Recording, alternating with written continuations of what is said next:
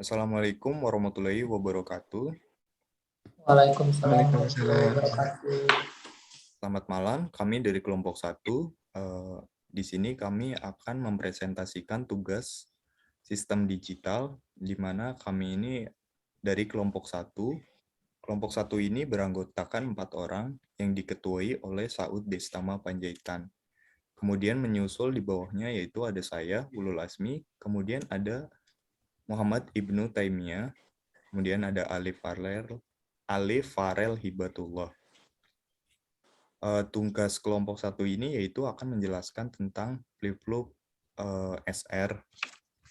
Baik, di sini saya akan menjelaskan tentang pengertian SR flip-flop ini. SR adalah singkatan dari set dan reset. Sesuai dengan namanya, SR flip-flop ini terdiri dari dua masukan input, yaitu S dan R. SR flip-flop ini juga terdapat dua keluaran output, yaitu Q dan Q bar. Rangkaian SR flip-flop ini umumnya terbuat dari dua gerbang logika NOR. Kemudian SR flip-flop ini memiliki dua set, yaitu set S dan reset R. Dari inputan tersebut, SR memiliki dua output, yaitu Q dan Q bar.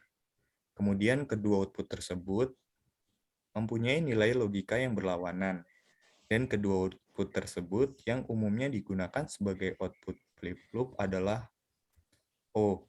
Input S digunakan untuk men-set output flip-flop ke nilai logika I, sedangkan input I digunakan untuk mereset output O. 0. Kemudian di slide berikutnya, di sini ada salah satu contoh, di mana diterangkan di sini bahwa SR flip-flop NOR ini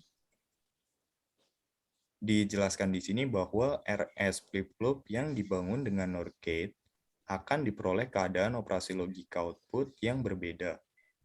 Output akan berlogika 1 pada S1 pada saat S sama dengan 1 ataupun sama dengan 0, dan akan berlogika 0 saat S sama dengan 0 maupun C sama dengan 1.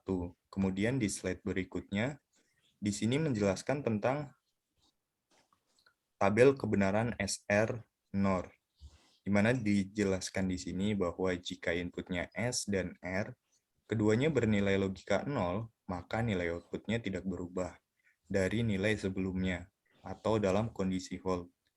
Jika input S bernilai logika 1, maka output akan bernilai logika 1, disebut dengan kondisi set. Jika input R bernilai logika 1, maka output akan bernilai logika 0, disebut dengan kondisi reset. Jika kedua inputnya S dan R sama-sama bernilai 1, maka outputnya tidak dapat dibaca karena Q dan Q bar bisa mempunyai nilai yang sama, dan ini tidak dapat diperbolehkan dalam flip-flop. Kemudian di slide ke-6 yaitu menjelaskan tentang penerapan SR flip-flop NOR yang akan dijelaskan oleh Saudara Saud Panjaitan. Baik, untuk penerapan SR flip-flop NOR, ini akan sebagai contoh akan diaplikasikan pada perangkat switch telepon dan bisa juga diaplikasikan pada sistem pengoperasian lift. Untuk di slide 7 ini, kami akan membuat study case flip-flop SR. Study case ini untuk membuktikan tabel kebenaran dengan flip-flop berdetak. Untuk alat dan bahan yang kami gunakan yaitu IC seri 7404, lampu LED, kabel penghubung, dan juga baterai 3 volt. Dengan menggunakan rangkaian seperti pada di slide.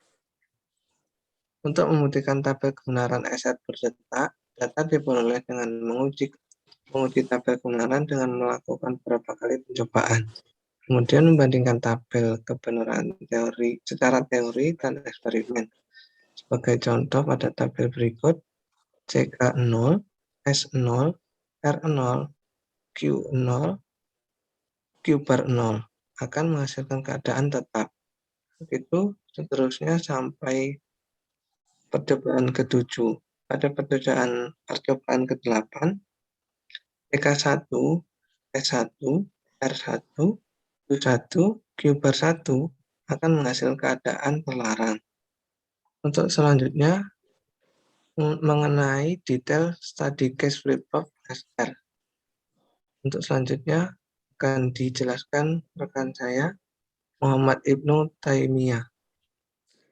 Pada slide ke-9, kami akan menjelaskan tentang eksperimen study case flip-flop SR. Uji coba 1 pada flip-flop SR berdetak. Pada uji coba 1, dengan memberikan input CK atau sistem clock sama dengan 0 dan S sama dengan 0, dihasilkan output tetap yang ditandai dengan LED mati. Next. Pada uji coba kedua, dengan memberikan input CK sama dengan 0 dan S sama dengan 0, dihasilkan output tetap yang ditandai dengan LED mati. Lagi. Dan pada uji coba ketiga, dengan memberikan input CK sama dengan 0 dan S sama dengan 1, dihasilkan output tetap juga yang ditandai dengan LED mati. Next. Pada uji coba keempat, dengan memberikan input CK sama dengan 0 dan S sama dengan 1, dihasilkan output tetap yang ditandai dengan LED mati. Uji coba kelima, dengan memberikan input CK sama dengan 1 dan S sama dengan 0, dihasilkan output tetap yang ditandai dengan LED mati. Sedangkan pada uji coba ke-6, dengan memberikan input CK sama dengan 1 dan S sama dengan 0, dihasilkan output reset yang ditandai dengan LED pada output Q bar menyala.